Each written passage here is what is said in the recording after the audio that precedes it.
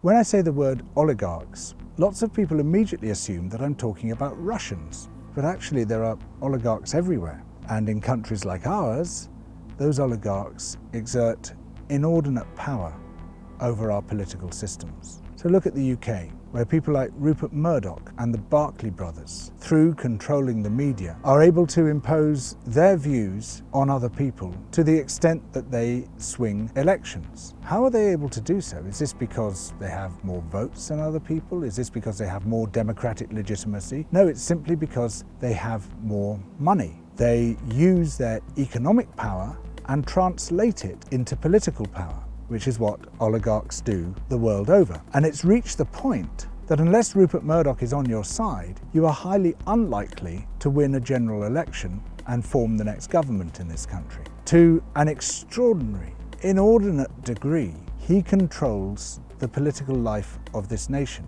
That is a classic oligarchic position.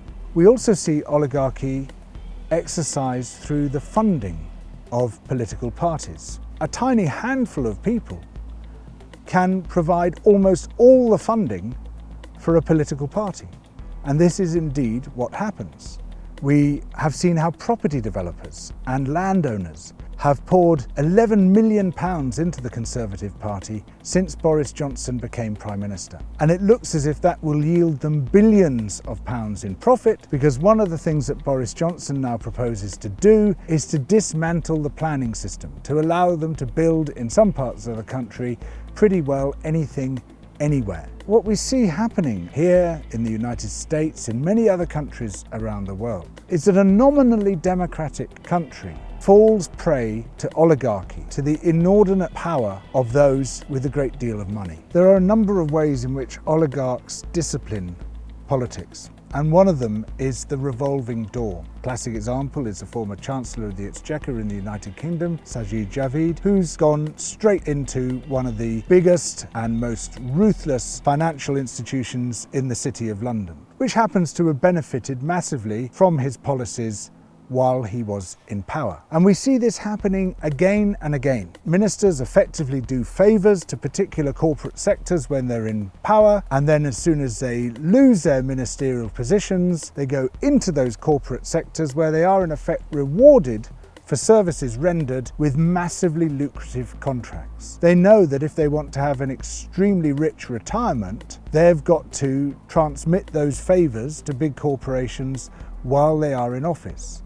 And so this is a subtle and insidious way in which oligarchy gets its claws into democracy and turns politics in the direction it wishes. This isn't even a party matter.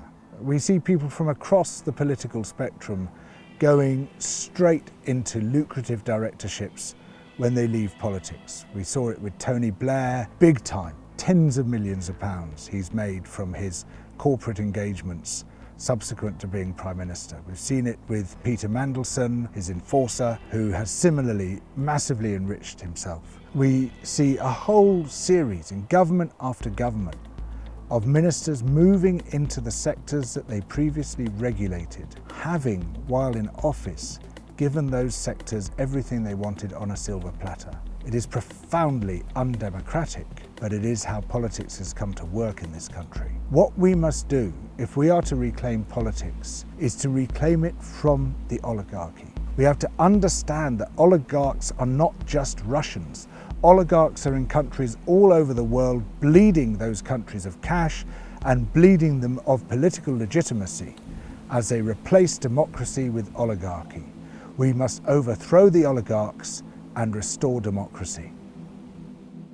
One of the reasons I work with Double Down News is it's one of the very few broadcast outlets for big ideas. I can't get this stuff on the BBC or indeed any other mainstream broadcaster. If you want to talk about the big normative questions, Double Down News is the place to do it. So please support Double Down News through Patreon and allow these big issues to be aired.